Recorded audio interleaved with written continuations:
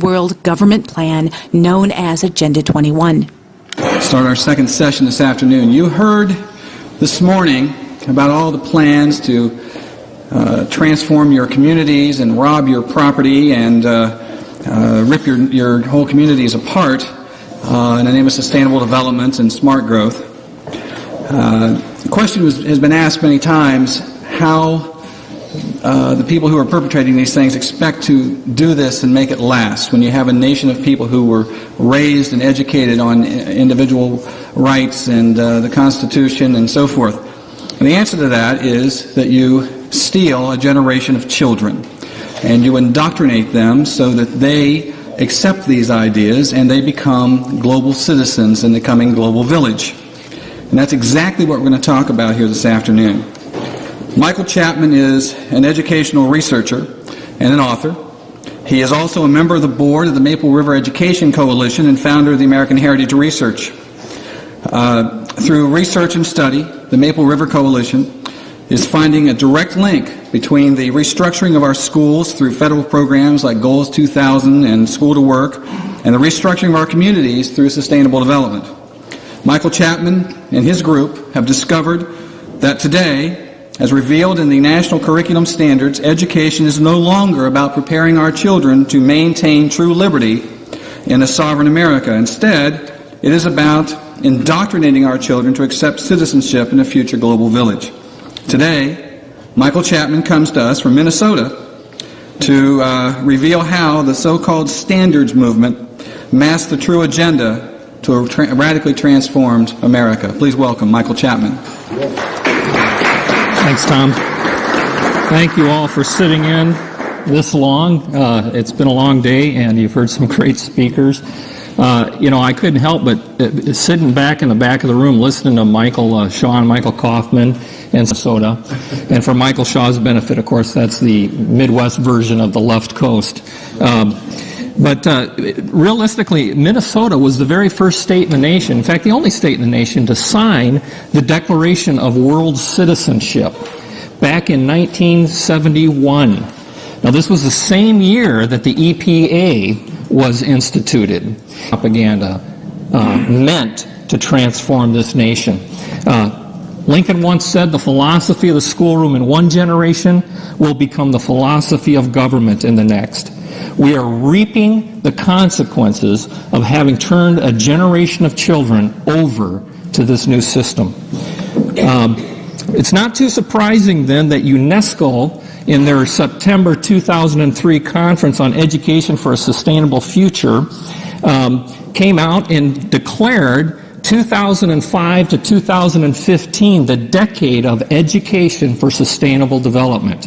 You will be hearing this term everywhere you go from now on for the next 10 years. Education for sustainable development. And surprise, surprise, they named UNESCO the lead agency for that effort, who said their goal is to integrate sustainable development into all levels of education in order to promote education as a key agent for change. Now, what does that mean? If you go to the UNESCO's website on education for sustainable development, you will find out the new role of education. They state, Chapter 36 of Agenda 21 embraces all ways in which people learn about the world around them, develop the values and lifestyles, and assume their responsibilities as global citizens to prepare for the future. Now that's why I title my talk Development, i.e. Global Citizenship, is to be realized. Now this is a bureaucratic revolution in education. The prime bureaucracy is the U.S. Department of Education, which was instituted in 1979 by President Jimmy Carter as a promise to put the principles of sustainable development in place before the term was coined. But this was the entire purpose of the U.S. Department of Education, now I believe the world's largest employer. Under its direction is the Office of Educational Research and Improvement. They oversee the 10 regional education laboratories. You can go to their website and see these are the 10 regions of the U.S., and each region has a director and a directorate to be responsible for each piece. Now, it was the Mid-Continental Regional Education Laboratory, which recently changed their name, that was in charge of putting together the national curriculum. They called it the standards-based movement, by looking at the curriculum. But first I want to play a little video clip of the senior director of the Mid-Continental Regional Education Laboratory in 1989 as she revealed to the National Governors Association the agenda for education. She's going to list 3 important aspects of what education is about. Listen to for the 3. It seems to me that far too much of our efforts have been focused on the issue of let's find a short-term fix and fix up these schools and taking care of them, rather than the issue of understanding that what we're into is a total restructuring of the society. What is happening in America today and what is happening in Kansas and the Great Plains is not simply a chance situation in the usual winds of change.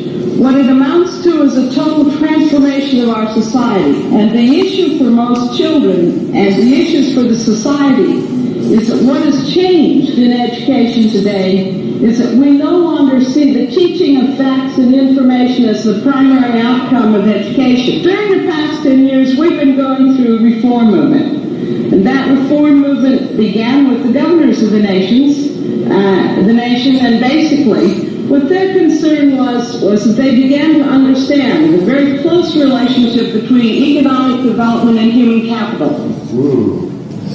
Did you catch the 3 parts? Number 1, the total transformation of society. Number 2, facts and information, knowledge, is no longer the primary purpose of education. And number 3, the close connection between economic, let's call it sustainable development, and human capital, that is labor, human resource labor for a planned economy. Now,